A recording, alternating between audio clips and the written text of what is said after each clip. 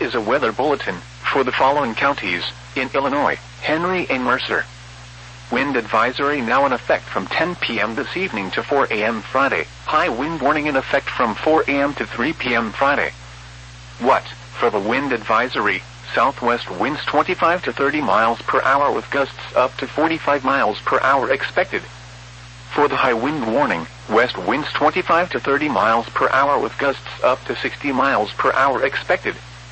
Where? Portions of north central and northwest Illinois and east central Iowa.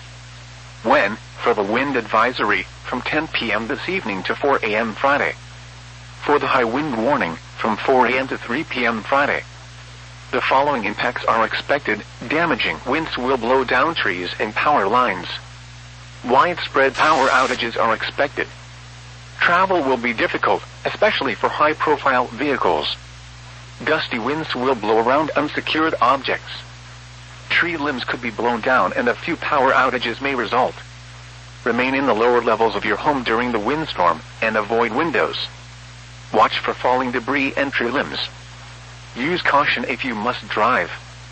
Winds this strong can make driving difficult, especially for high-profile vehicles. Use extra caution